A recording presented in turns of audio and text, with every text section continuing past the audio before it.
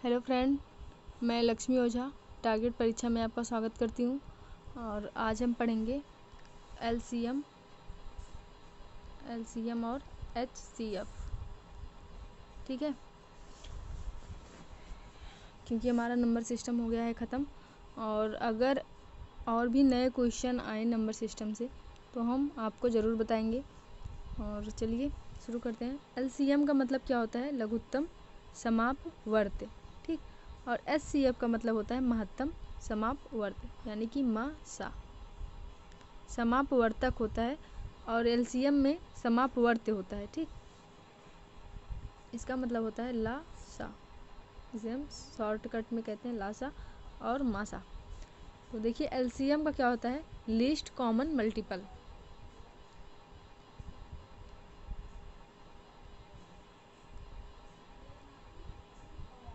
Least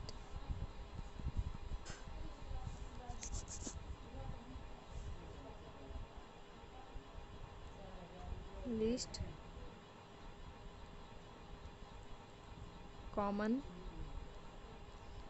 multiple.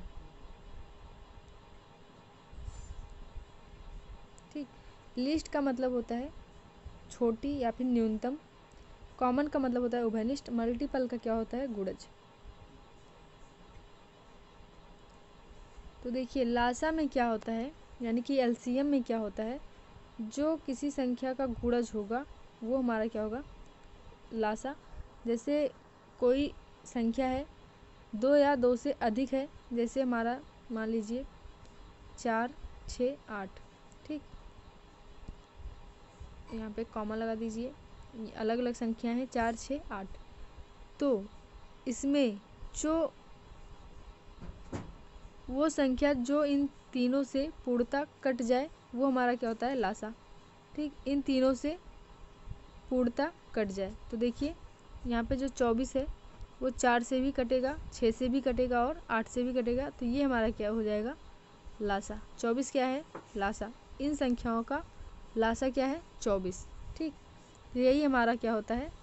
LCM, यानी कि 2 या 2 से अधिक संख्याओं का लघुत्तम समापवर्त वह छोटी से छोटी संख्या है जो दी गई प्रत्येक संख्याओं से, मतलब कि 4, 6, 8 से जो हमने यहाँ पे लिया है, दी गई प्रत्येक संख्याओं से पूर्णतया विभाज्य हो जाए। तो देखिए 4 से 24 कट रहा है, 6 से भी कट रहा है और 8 से भी कट रहा है। तो ये हमारा क्या होता है? लासा। ठीक, यानी कि एलसीएम लीस्ट कॉमन मल्टीपल, जो हमारा न्यूनतम संख्या, कॉमन मतलब उभयनिष्ठ हो और उसका गुणज हो। देखिए 4 का गुणज 24 है, 6 का भी गुणज है और 8 का भी गुणज है। तो ये हमारा क्या हो जाएगा? लासा। और जो लासा होता है यानी कि लघुत्तम समापवर्त।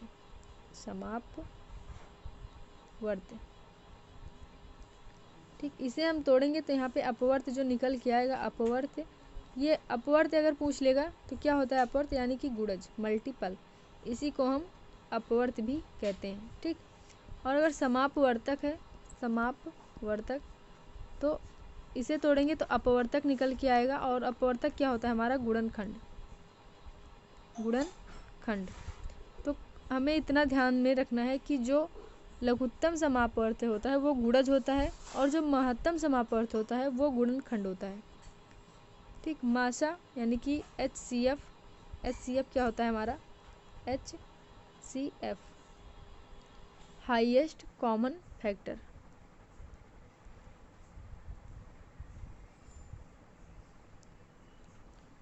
हाईएस्ट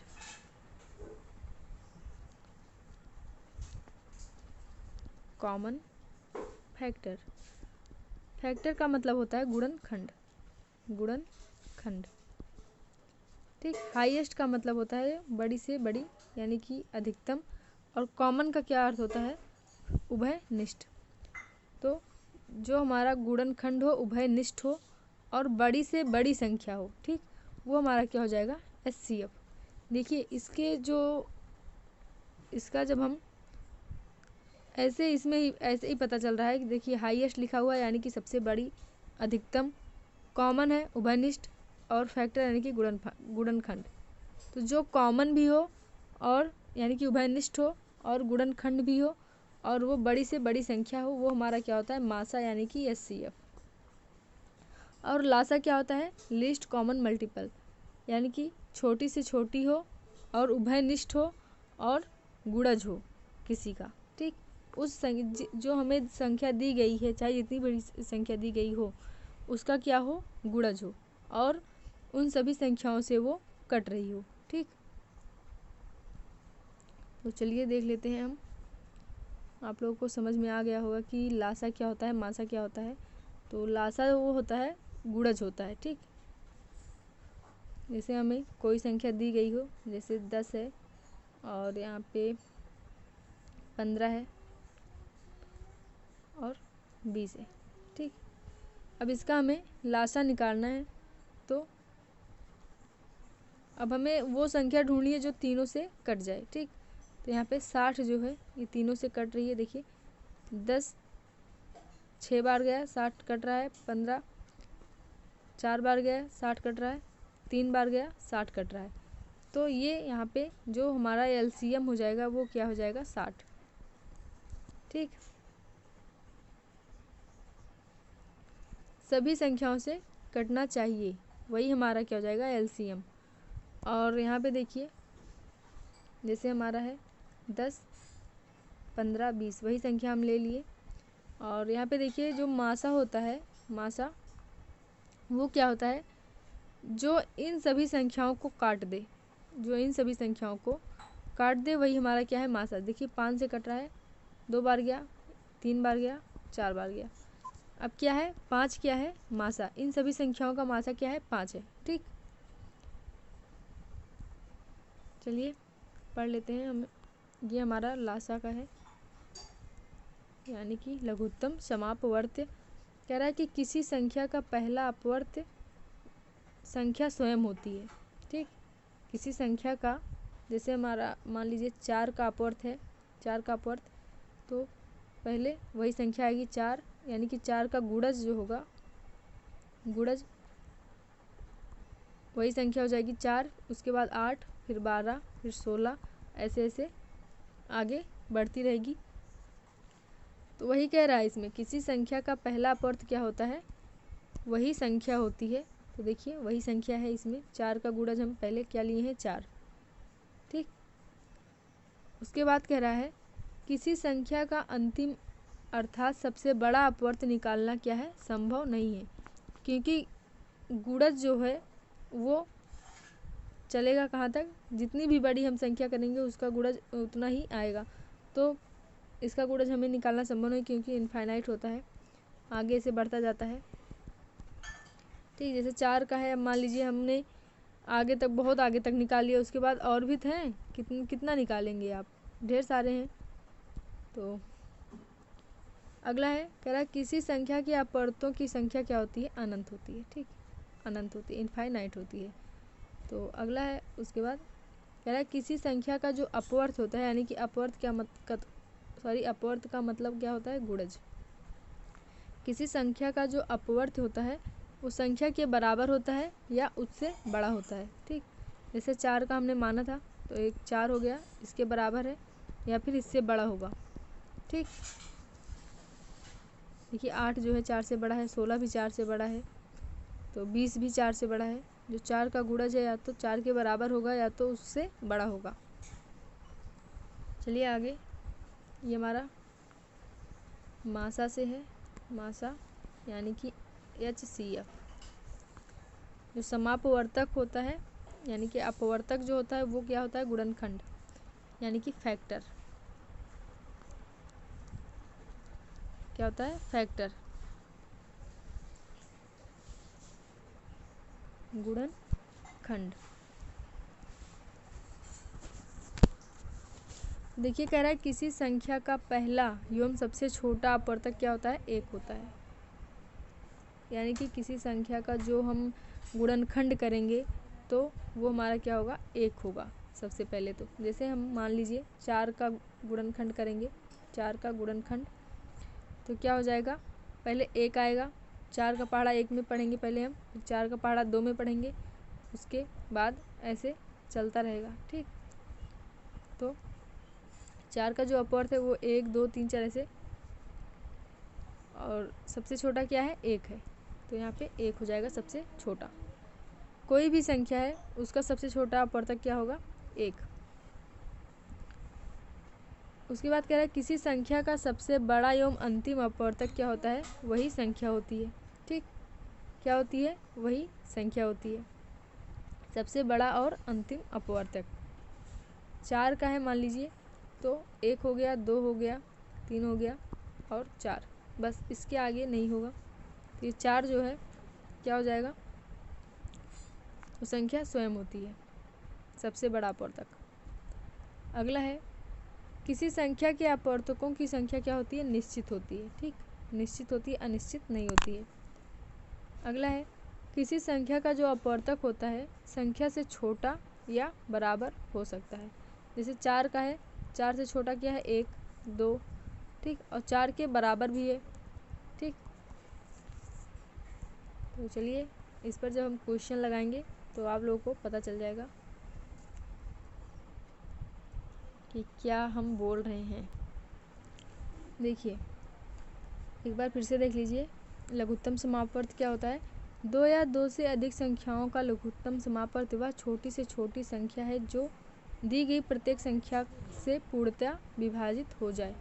देखिए 4 6 8 का लघुत्तम समापवर्त क्या है 24 है, और ये 4 से भी कट रहा है, 6 से भी कट रहा है और 8 से भी कट रहा है, तो ये हमारा 24 क्या हो जाएगा, लघुत्तम समापवर्त यानी कि लासा, LCM। अगला है महत्तम समापवर्त। तो महत्तम समापवर्त क्या होता है, 2 या 2 से अधिक संख्याओं का महत्तम समापवर्त वह बड़ी से बड़ी संख्या होती है, वह बड़ी से बड़ी संख्या होती है जो दी गई प्रत्येक संख्या को पूर्णतया विभाजित कर दे। ठीक, जैसे 4 है, ये हमारा क्या है, मासा है, और ये देखिए 12 को भी काट रहा है और 16 को भी काट रहा है, 4 3 12, 4 चौके 16। तो देखिए यहाँ पे 12 और 16 का क्या है मासा 4। और एक इसमें फार्मूला है, अगर हमें पहली संख्या या दूसरी संख्या निकालनी हो या फिर लासा या मासा कुछ भी निकालना हो और इसमें से 3 चीज़ दिया है, हमें एक चीज़ नहीं दिया है, तो हम इस सूत्र से निकाल सकते हैं, पहली संख्या गुणे दूसरी संख्या बराबर लासा गुणे मासा। तो पहले हम लासा कैसे निकालते हैं ये देख लेते हैं। देखिए जैसे हमारा 3 तरीके से हम निकाल सकते हैं। ठीक, 3 तरीके से क्या कर सकते हैं, निकाल सकते हैं। पहली विधि जो है वो गुणनखंड है, यानी कि फैक्टर। ठीक, तो हम गुणनखंड करके निकालते हैं। और दूसरी विधि है भाग विधि द्वारा, और तीसरी विधि है समापवर्त के द्वारा। तो चलिए पहली विधि द्वारा हम पहला टाइप देखते हैं कैसे निकालना है हमें। जैसे 16 और 24 का, 16 और 24 का क्या निकालना है, LCM।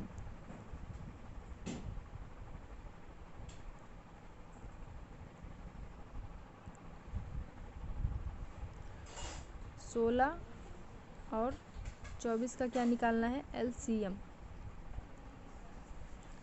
तो गुणनखंड विधि के द्वारा कैसे निकालेंगे हम, हमारी पहली विधि है, पहला टाइप है। तो देखिए 16 का क्या करेंगे हम, पहले गुणनखंड। तो 16 का गुणनखंड करेंगे तो क्या आ जाएगा हमारा, 2 गुणे 2 गुणे 2 गुणे 2। ठीक, अब हम 24 का गुणनखंड करेंगे तो हमारा क्या आ जाएगा, 2 गुणे 2 गुणे 2 गुणे 3। ठीक, इसे हम क्या लिख सकते हैं, 2 की घात 4, और इसे क्या लिख सकते हैं, 2 की घात 3 गुणे 3। अब हमें क्या लेना है, 16 और 24 दोनों का निकालना है। तो देखिए इसमें सबसे बड़ा क्या है, 2 की घात 4, तो 2 की घात हम 4 ले लेंगे, छोटी नहीं लेनी है, जो कॉमन है इसमें देखिए सबसे बड़ा कॉमन क्या है, 2 की घात 4 है, तो यहाँ पे 2 की घात 4 ले लेंगे हम, और यहाँ पे गुणे में 3 है इसमें, इसलिए 3 ले लेंगे, तो हमारा LCM क्या आ जाएगा, 48। ठीक, 16 और 24 का एलसीएम क्या आ जाएगा 48। ये तो हो गया हमारा गुणनखंड विधि द्वारा। और इसी का हम भाग विधि द्वारा कैसे निकालेंगे, तो देखिए 16 और 24 भाग विधि द्वारा ये हमारा हो जाएगा 2 से हम पहले गुणा करेंगे, 2 से इसमें भाग देंगे तो 8 बार गया और यहाँ पे 12 बार गया। फिर 2 से देंगे 4 बार गया और यहाँ पे 6 बार गया। फिर 2 से देंगे तो 2 बार गया और 3 बार गया। देखिए इससे हम मासा भी निकाल सकते हैं भाग विधि द्वारा और लासा भी निकाल सकते हैं। अब यहाँ तक जो आया हमारा, देखिए जो बराबर बराबर जहाँ तक कटा हुआ है 2 से, देखिए दोनों बराबर बराबर संख्या कटी हुई है, फिर यहाँ पे दोनों बराबर कटा हुआ है, फिर यहाँ पे दोनों बराबर कटा हुआ है। अब यहाँ से एक बार 2 से कटेगा, एक बार 3 से, तो इसलिए यहाँ पे हम 2 या 3 नहीं लेंगे, तो 2 गुणे 2 गुणे 2 हमारा क्या आ जाएगा मासा। 8 जो है वो हमारा क्या हो जाएगा मासा। और अगर इन सभी को हम गुणा कर लें तो ये हमारा क्या आ जाएगा लासा। ठीक, जहाँ तक बराबर बराबर कटे सभी संख्या उसी संख्या से बराबर कटे। जैसे 2 है, 2 से हमारा 8 भी कट रहा है, यहाँ 12 भी कट रहा है, यहाँ पे 2 से 4 भी 8 भी कट रहा है और 12 भी कट रहा है, और यहाँ पे 2 से 4 भी कट रहा है और 6 भी कट रहा है। तो यहाँ तक जो है बराबर बराबर क्या हुआ विभाजित हुआ। तो यहाँ तक हमारा 2 गुणे 2 गुणे 2 क्या हो जाएगा मासा। और इसके बाद जितना आएगा 2 गुणे 2 गुणे 2, यहाँ पे 2 गुणे 3, इसको गुणा कर लेंगे तो हमारा क्या आ जाएगा लासा। तो दोनों निकाल सकते हैं भाग विधि से। ठीक, तो ये हमारा दूसरी विधि है। और अगला तीसरी विधि है समापवर्त के द्वारा। जैसे 16 का अपवर्त क्या हो जाएगा, या तो 16 होगा 32 होगा, इसका गुणज यानी कि 16 का गुणज क्या है, तो 16 32 48 64, ठीक, डाट डाट डाट ऐसे आगे बढ़ता जाएगा। और 24 का क्या है अपवर्त यानी कि गुणज, 24 48 24 48 और 72 96 ऐसे डाट डाट डाट जाएगा। अब देखिए इसमें कॉमन क्या है, तो छोटी से छोटी संख्या क्या है कॉमन 48। ठीक, यही हमारा क्या आ जाएगा लासा। क्या आ जाएगा लासा। तो ये 3 विधि थी। और ऐसे ही हमें मासा यानी कि HCF भी निकालना है। HCF देखिए जैसे 16 और 24 है, उसी संख्या का हम HCF ही निकालेंगे। तो पहले गुणनखंड विधि द्वारा हम निकाल लेते हैं। 16 का हमारा क्या हो जाएगा 2 की घात 4, ठीक, और यहाँ पे 24 का क्या हो जाएगा 2 की घात 3 गुणे 3। तो यहाँ पे जो हमारा HCF है वो क्या हो जाएगा, क्या हम लेंगे, देखिए इसमें और इसमें क्या कॉमन है, दोनों में हमें कॉमन क्या है वही लेना है।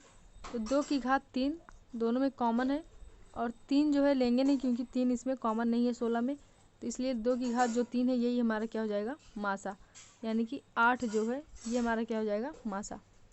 और दूसरी विधि है भाग विधि द्वारा। तो भाग विधि द्वारा हम कैसे लगाएंगे, जैसे 16 है इसको हम 24 है उसको हम 16 से क्या करेंगे भाग देंगे।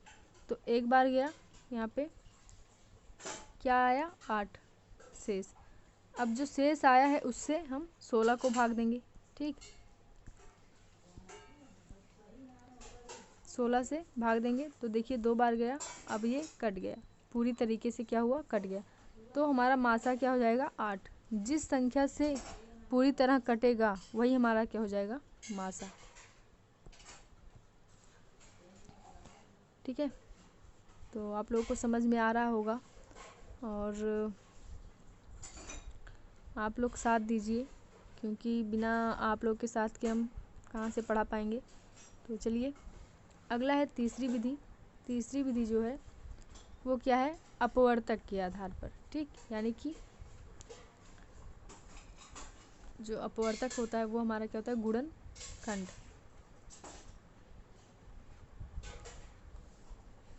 ठीक, जैसे हम 16 का करेंगे तो हमारा क्या आएगा, 1 गुणे 16,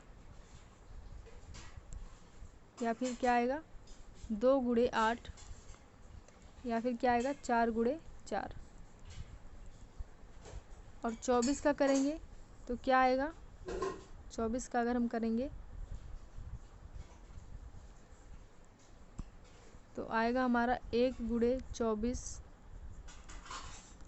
या फिर 3 गुणे 8, या 2 गुणे 12, या 4 गुणे 6। अब देखिए यहाँ पे 16 का अपवर्तक कौन कौन सा है, 1 2 4 8 16, 1 2 4 8 और 16, ये हमारा 16 का अपवर्तक है। और 24 का क्या किया है, 1 3 2 4 6 12 8 24। अब देखिए इसमें कौन सा कॉमन है, तो हमें कॉमन इसमें 8 दिख रहा है। क्या दिख रहा है, कॉमन 8 दिख रहा है। देखिए इसमें 8 दिख रहा है और यहाँ पे 8 है। ये हमारा 16 का है और ये हमारा किसका है, 24 का है। तो यहाँ पे क्या हो जाएगा, 8 हमारा आ जाएगा 24 और 16 का मासा। एक बार फिर से देख लीजिए, जैसे 16 का अपवर्तक क्या हो जाएगा हमारा, 1 2 4 8 और 16। और 24 का क्या हो जाएगा, 1 2 3 4 6 8 12 और 24। यानी कि गुणा करने पर कैसे 24 आएगा, तो 24 का गुणा हम 1 में करेंगे तब 24 आएगा। 24 का 12 गुणे 2 करेंगे तब 24 आएगा। ठीक, और जो है 4 गुणे 6 करेंगे तब 24 आएगा। 8 गुणे 3 करेंगे तब 24 आएगा। 12 गुणे 2 करेंगे तब 24 आएगा। उसके बाद फिर वही प्रोसेस चलता रहेगा। तो यही हमारा क्या है, यहाँ पे देखिए इसमें अब हमें कॉमन ढूंढना है कि कॉमन कौन सा है। तो जो कॉमन होगा वही हमारा क्या है, मासा। ठीक, देखिए 8 इसमें कॉमन दिख रहा है, हमें 8 कॉमन दिख रहा है। तो यहाँ पे 8 क्या हो जाएगा, 24 और 16 का मासा। यही हमारा क्या है, आंसर हो जाएगा। बस आज के लिए इतना ही, और कल से हम क्वेश्चन स्टार्ट करेंगे। ठीक है, आशा करती हूँ आप लोगों को वीडियो अच्छा लग रहा होगा। Thank you.